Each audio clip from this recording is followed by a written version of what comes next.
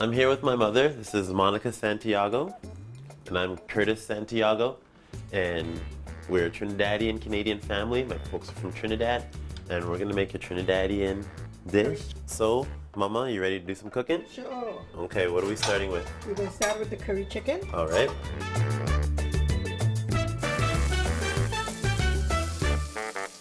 First, it started with a group called Trio Omano here in Sherwood Park. And we started by singing a cappella music. And we did that for a few years. And then as we all kind of graduated high school and moved on to other things, we went our separate ways. And Ian and Orville and I, we decided we wanted to do a band. And the Hyphonics just kind of grew from there. To all my fellas in the back trying not to bob. It started off with us just playing on the streets for free. During the Fringe Festival, we just set up and play and did draw a crowd and things like that. To us then, okay, deciding let's take it a step further, making records and merchandise and touring.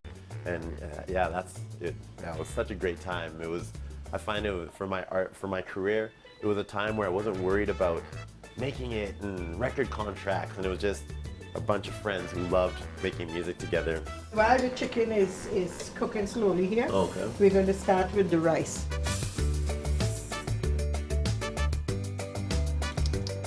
Is this your bracelet I have on, Mom? Yes, when did you steal that bracelet? I don't even know. That was made in Trinidad. I thought A so. local craftsman. I thought so. It the flowers on it. That's the hibiscus. It's a tattoo. I have a tattoo of Trinidad to remind me of my family, my parents, with the national flower and the national bird. And that's the flower there. And then the carnival girl. Here represents my mommy because she always dances in the carnival for Edmonton.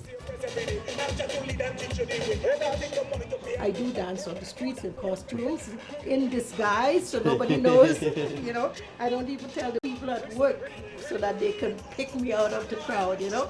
But as long as I'm in costume, I'm okay. In the winter, I miss the weather there.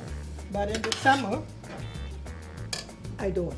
But wintertime, it's so cold. Even though we've been here like 40 years, I still can't get used to the 40 years. Wow. I still can't get used to the winter, eh? The first record was called Portrait of an Artist, and with that record, it was me coming out on my own and deciding what direction I want to take, and I wanted to release the artistic side and be a little more artistic with it and indulge that side and be experimental in sounds and what I was writing about. Now with the new record, TKO, I wanted a pop record. I wanted a record that when I performed this one, I could be dancing on stage and I could see it being performed on MTV, and just knowing that, like, I just wanted a high energy record.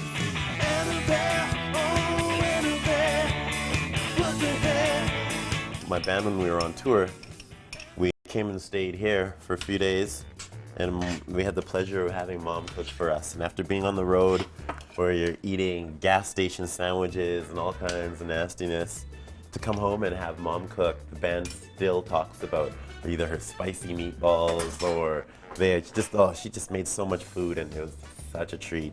I find my mom's cooking reminds me of my music, where Fusion. Yes, it's a fusion. Like, she can cook Italian food, she can whatever she cooks, it's gonna have a hint of Monica, but you're gonna know that it's coming from somewhere else.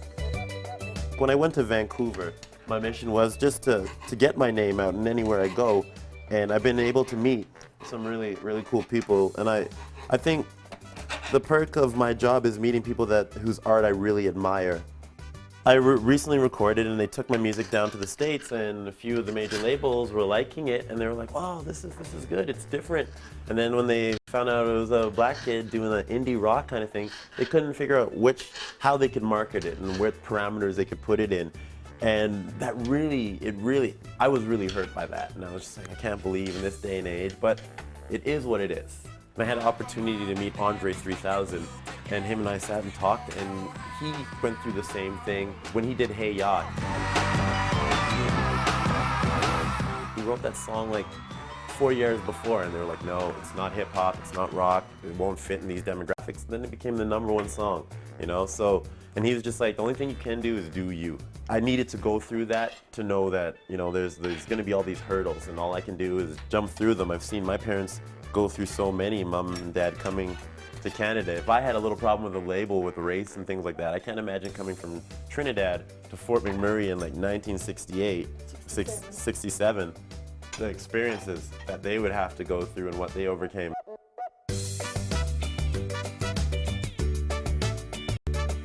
Now, Mama's done her creation.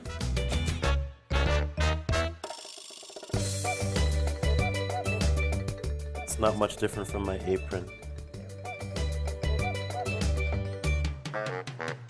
Here's the Trinidad. Here's the Trinidad, and Good here's old-fashioned food. good old-fashioned Trinidadian cuisine with my mom, Monica Santiago. The reason why I've come home